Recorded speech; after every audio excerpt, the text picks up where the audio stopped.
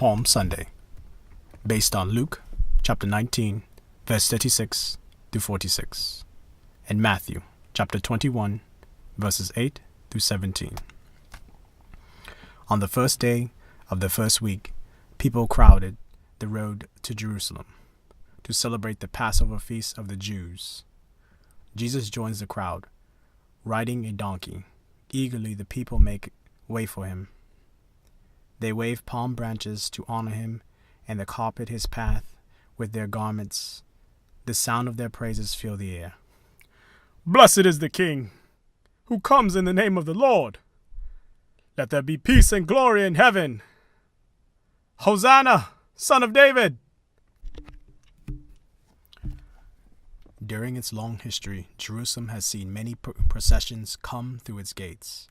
Kings have come on horseback, and conquerors have come with armies. But the people have never seen anything like this. "Jesus! Jesus of Nazareth, the Messiah! Who is this man?" "Tell your disciples to stop." Even if they keep quiet, the stones will still cry out. That evening, Jesus goes back to Bethlehem, but come Monday, he returns to the Temple of Jerusalem. "I have come a long way to offer a sacrifice to God, but I cannot afford these unfair prices. A dove to sacrifice?" "Then I'll sell it to someone else. Now move, you're blocking my table."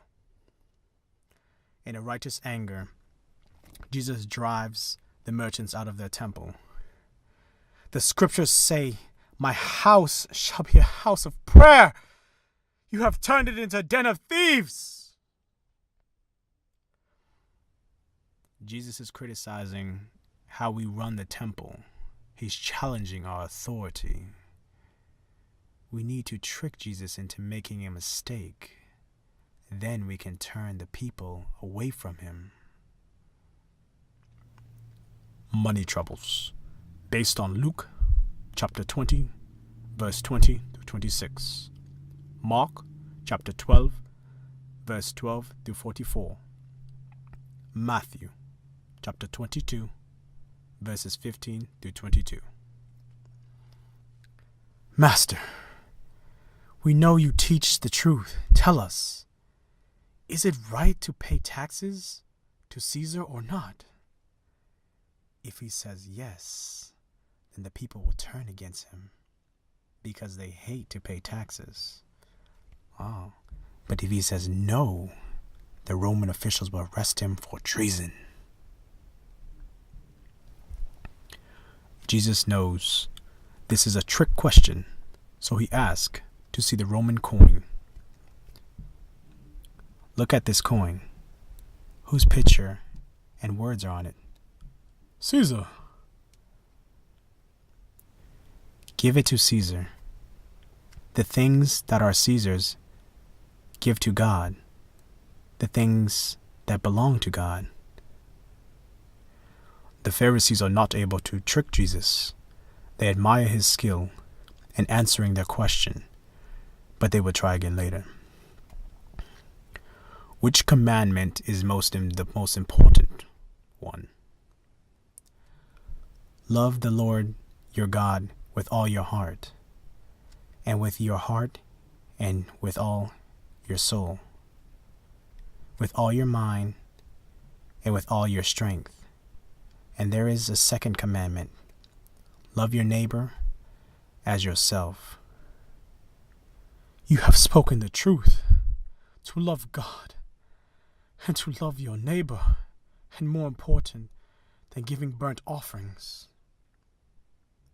You are close to God's kingdom.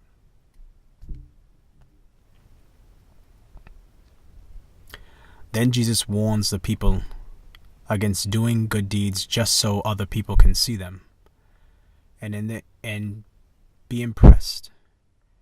As he speaks, he sees a proud man put a lot of money in the temple offering. Then a poor widow humbly drops small coins into offering. The widow has given more than anyone else because she gave everything she has to God. After this, Jesus leaves the temple for the last time outside Jerusalem on the quiet slopes of the Mount of Olives. Some of the disciples ask Jesus about the future. Jesus explains that the gospel will spread through the whole world, and then he will come again to judge the world.